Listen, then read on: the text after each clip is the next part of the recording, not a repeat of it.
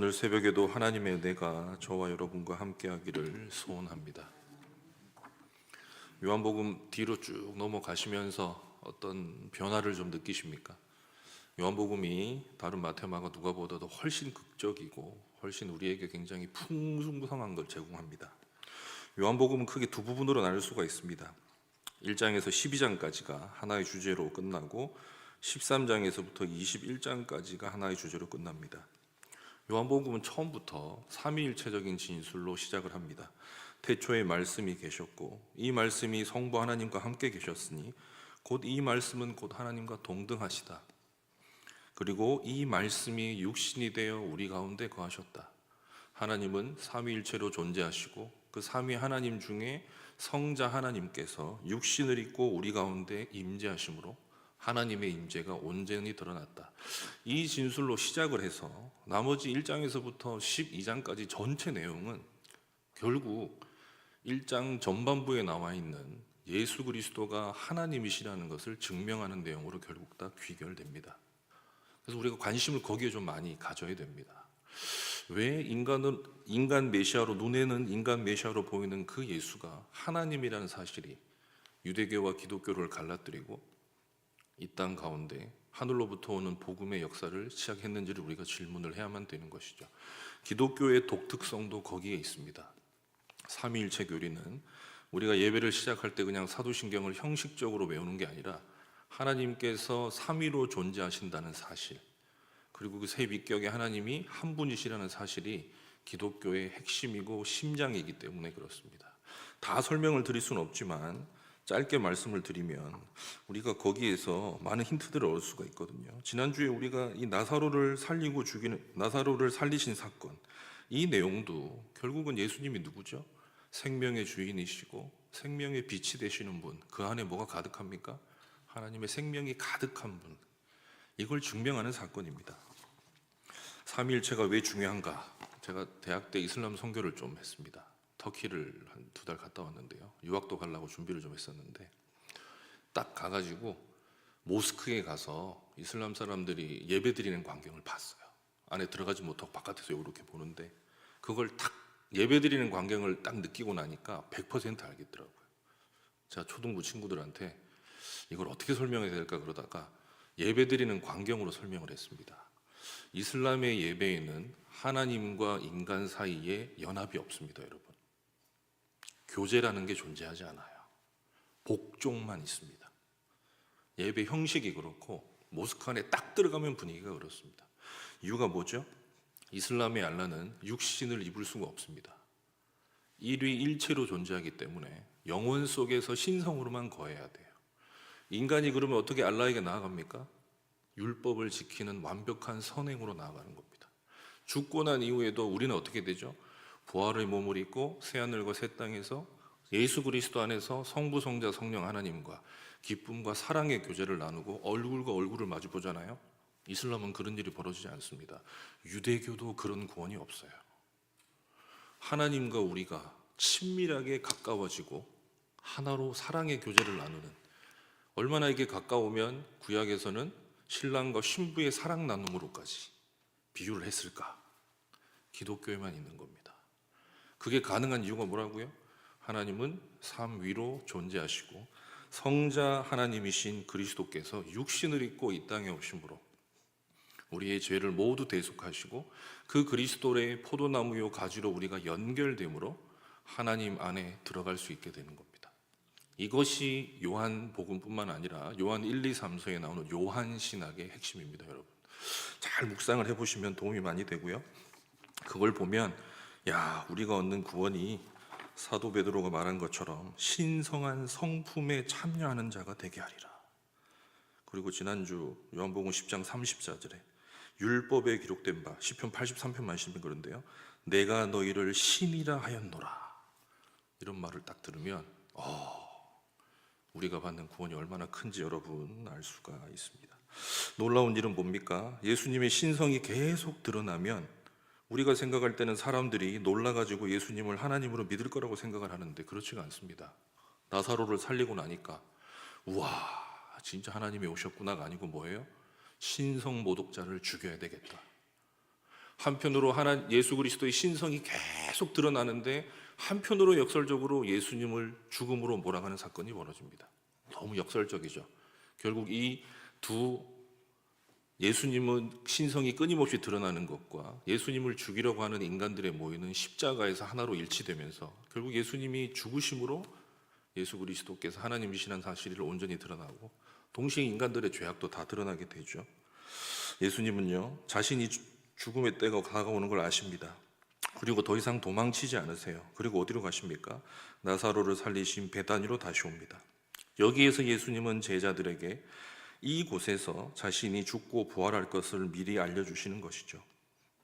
나사로를 살리신 사건은요, 예수님의 죽음과 부활과 연결되어 있고 동시에 고린도전서 15장 마지막 54절에 나와 있는 것처럼 사망을 향하여 내 백성을 토해내라고 외치실 종말 사건까지가 모두 연결되어 있는 것입니다. 예수님께서 베다니로 오니까 비천한 여인 마리아가 자신의 결혼 준비품으로 예비했던 값비싼 향유로 예수님의 발을 닦아드립니다. 제자들이 뭐라 그랬습니까? 그 비싼 거 가지고 왜 깨뚫여서 예수님 발을 닦고 있냐고요. 뭐하라 그러죠? 가난한 사람들에게 팔아가지고 선행을 하면 얼마나 좋겠어. 그러나 예수님은 거기서 무엇을 보고 있죠? 인간의 도덕적 선행을 보는 게 아닙니다. 진짜 인간이 구해야 될 게 뭐라고요? 자신이 가진 모든 것으로 예수님께 드림으로 사랑을 표현했던 그 마리아의 헌신. 다시 말하면 제자들처럼 효율성을 따지고 있는 것이 아니라 자신에게 예수님의 죽음에 사랑으로 동참하기 위해서 모든 것을 내어주는 마리아를 칭찬하시는 것이죠. 여기에 우리는 선행의 어떤 비밀이 있습니다. 주님을 위해서 가장 귀한 것을 우리가 내어드릴 수 있을 때 가난한 자를 위해서도 아낌없이 부어줄 수 있죠. 예수님을 향한 사랑이 깊어질 때 우리는 주님이 사랑하는 이웃을 사랑하지 않을 수 없습니다. 단지 내 안에 있는 동정심으로 누군가를 불쌍히 여기는 정도가 아니라 하나님이 사랑하시는 이니 내가 어찌 사랑하지 않을 수 없느냐, 절대적인 사랑이 가능한 것이죠. 우리의 선행이 하나님의 무한하신 은혜에 연결될 때 우리의 선행은 나의 도덕적인 의의가 되지 않고 오직 하나님의 은혜에 동참하는 게 됩니다. 선행의 본질은요, 나를 모두 드리는 헌신이기 때문입니다. 우리의 선행이 우리를 구원하신 하나님의 사랑에 연결되지 않는다면 그것은 영원한 것이 될 수 없어요. 그래서 예수님은 무엇을 먼저라고 말합니까? 하나님 사랑과 나를 사랑하는 것이 더 중요하다. 나 그리스도의 죽음과 부활을 기념하고 그것에 동참하는 것이야말로 너희가 절대적인 사랑, 영원한 사랑에 참여하는 것이라고 말하고 있죠. 예수님은 여러분 나귀 새끼를 타고 입성하십니다. 이스라엘의 왕으로 입성하시죠. 여러분 이미지를 한번 떠올려 보셨습니까? 좀 초등부 친구들이랑 예수님 묵상을 하고 있는데 이 장면이 딱 나왔는데 이걸 어떻게 그림으로 찾아줄까 그러고 제가 막 뒤져봤습니다. 누가 그림을 멋지게 하나 그려놓은 게 있어요. 여러분 예수님이 나귀 새끼를 타고 갈 때 머리에 왕관을 쓰실 것 같으세요? 이미지로. 사람들은 지금 뭐를 외치고 있죠? 이스라엘의 왕이 오셨다. 사람들의 눈에는요, 예수님은 다윗의 왕관을 쓰고 있습니다. 로마 제국을 물리칠 왕으로 오시는구나. 우리를 위해서 우리가 원하는 구원을 이루줄 왕으로 오고 있어. 아니요, 예수님은 어깨에 십자가를 메고 계십니다. 십자가를 메시고 나귀 새끼를 타고 오시는 거예요. 무엇이 충돌하고 있습니까? 군중들의 기대와 예수님의 길이 충돌하고 있습니다. 예수님은 죽임당하기 위해 가장 낮아지기 위해 예루살렘으로 입성하는데 군중들은 승리하기 위해 가장 높아지기 위해 예루살렘으로 입성하는 예수님을 보고 있습니다. 예수님은 하나님 나라의 왕으로 입성하는데 군중들은 세상의 왕으로 예수님께 환호하고 있는 거죠. 군중들의 눈에는요, 예수님이 걸어갈 겸손의 길이 도무지 보이지가 않는 겁니다. 사랑하는 성도 여러분, 군중 되시면 안 됩니다. 예수님 추종하고 환호하는 군중, 팬클럽이 되면 안 돼요. 거기에는 열심은 있지만 구원이 없습니다. 구원은요, 군중이 아니라 십자가길을 주님과 함께 걷는 제자됨에 여러분 있습니다. 제자는 예수님을 따라 겸손의 길을 걷는 것이죠. 예수님은 12장의 이 두 사건을 통해서 결론적으로 긴 대화 속에서 이 진리를 가르칩니다. 인자가 영광을 얻을 때가 왔다. 어떻게 영광을 얻습니까? 하늘의 밀이 땅에 떨어져 죽어야만 얻는 영광입니다. 생명을 버려야만 얻는 영생이에요. 이게 말이 됩니까, 여러분? 이런 영광이 어디 있습니까? 이런 영광은 여러분 세상에서는 찾아볼 수 없습니다. 예수님은요, 마리아의 이 향유옥합 사건과 예루살렘 입성 사건을 통해서 우리에게 제자도를 가르쳐 주시는 겁니다. 어떻게 죽음이 영광이 됩니까? 생명을 미워하는 게 어떻게 영생이 돼요? 그러나 우리는 압니다. 십자가의 길이 이 모든 신비를 우리에게 보여주었다는 것을요. 죽음의 길을 예수님 따라 걸어야 된다는 것, 결국 십자가의 원리를 깨달아 알고 믿어져야 되는 것입니다.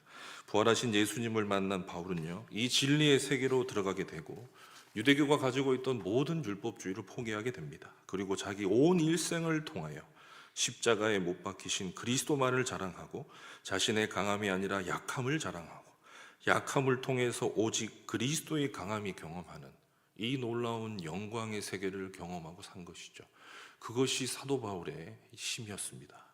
만약 우리가 십자가 죽음과 부활을 소홀히 여긴다든지 구원의 복음을 가벼이 여긴다든지 십자가의 길을 걷는 것을 무가치하게 여긴다면 단지 세상의 축복을 더 받고 예수 믿고 심리적 안정을 누리고 내세의 평안을 위해 비싼 보험 든 것처럼 그렇게 살아간다면 우리는 나귀 새끼를 타고 입성하는 예수님의 모습에서 버림받게 될 왕, 세상 죄를 지고 가는 어린 양이신 왕, 자기를 높이는 게 아니라 낮아지는 겸손의 왕을 보지 못하는 것이 되는 것이죠.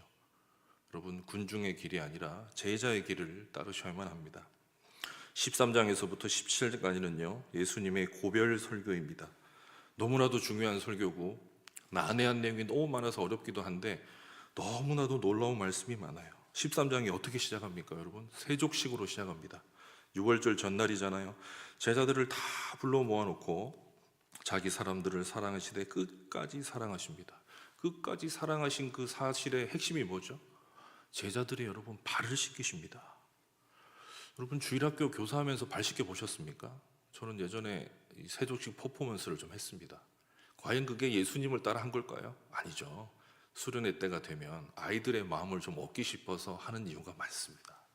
발 씻어주면 애들이 막 울고, 예전에 제가 그 이때 좀 방황하는 친구들 좀 섬긴 적이 있는데 막 그런 아웃사이더 애들은 발을 막 씻겨주면서 해주면요 막 눈물을 꺼이꺼이 흘리면서 막 잘못했다 그러고 막 이래요. 여러분, 예수님의 이것은 단순히 도덕적인 그런 동정심 너머에 있습니다. 세족식은 예수님께서 이 땅에 오신 목적, 말씀이 육신에 되어 오신 목적을 모두 보여주는 사건이죠. 첫째는요, 하나님은 어떤 분이신가? 하나님은 사랑이십니다. 자기를 모두 내어주시는 분이신 것이죠. 구약에서도 하나님은 낮아지셨고 믿음의 조상들에게도 자신을 내어주셨잖아. 그러나 예수 그리스도 안에서 낮아짐과 자기 희생, 사랑이 바로 절정에 달하게 되는 겁니다. 그리고 이 사랑은 구체적인 행동입니다. 종이 되어서 세상의 죄를 위해 우리를 대신하여 죽으시는 십자가 죽음으로 모든 것이 확증되는 것이죠. 세족식은요, 종보다 못한 자로 메시아가 낮아져서 그들의 발을 씻기고 있는 사실입니다. 여러분, 세족식은 동시에 예수님 안에서 살아가는 우리의 삶의 원리입니다. 내가 행한 것 같이 너희도 행하라. 그래서 내가 너희에게 본을 보여주는 거야. 세 계명을 줄게. 서로 사랑하라. 내가 너희를 사랑한 것이 너희도 서로 사랑하라. 그리하면 너희가 내 제자인 줄 알리라. 우리가 제자들의 발을 씻기신 예수님처럼 서로 낮아져서 서로의 발을 씻기듯 섬길 때, 더 나아가서 십자가에서 자신의 모든 것을 내어주신 것처럼 우리도 서로 사랑할 때 예수님의 행동을 통해서 하나님의 사랑이 온 세상에 드러나고 서로 사랑함을 통해 서로 드러나듯이 우리가 서로 사랑함을 통해서 온 땅에 하나님의 사랑이 드러나고 흘러나게 된다는 말입니다. 예수님께서 형제들의 죄를 위해 죽으신 것처럼 우리가 서로를 그리스도께로 이끌기 위해서 허물을 감싸 안고 서로 끌어안아 준다면, 그리하여 그 지체들을 그리스도께로 이끈다면 세상에 그리스도의 십자가 사랑이 드러나고 흘러나게 된다는 말이죠. 예수님은 교회로 하여금 이 사랑을 입으로 말이 아니라 구체적인 행동으로 실천하게 하시려고 친히 우리에게 본을 보여주신 것입니다. 죽기까지 낮아지신 겸손의 왕 예수님을 따라서 우리도 낮아집시다. 함께 십자가 길을 걸으면서 서로 사랑함으로 하나님과 구주 그리스도를 죄악된 이 세상에 하나님의 사랑을 흘려보내는 제자가 됩시다. 기도하겠습니다. 감사합니다. 하나님, 참으로 놀라운 진리를 우리가 깨닫습니다. 하늘에서 영원한 하나님과 함께 계셨던 그분, 말씀으로 존재하셨던 그분, 창조주시오 모든 생명의 원리이신 그분, 만복의 근원이셨던 그분이 이 땅에 오사 가장 낮은 자 되어 가장 비천한 자가 되어 죽으시고 그리하여 영광을 얻으셨다는 이 진리를 우리가 오늘 배웁니다. 참으로 기독교가 우리에게 보여주는 하나님 우리가 걸어가야 될 길이 어떤 길인지 우리는 선명하게 압니다. 그러나 세상의 유혹과 우리의 연약함으로 말미암아 우리가 이 길 걸어가는 것을 머뭇거리고 때때로는 유혹으로 말미암아 넘어지기도 하고 세상과 타협하기도 합니다. 그럴 때마다 오늘 우리에게 말씀과 표적과 그 모든 것들로 자신의 사랑 그리고 십자가의 진리를 가르치신 이 예수 그리스도를 생각하고 묵상함으로 세상의 유혹을 이겨내고 또한 우리도 예수님을 따라서 이 사랑의 길을 다 함께 걸어갈 수 있도록 힘과 용기를 더하여 주옵소서.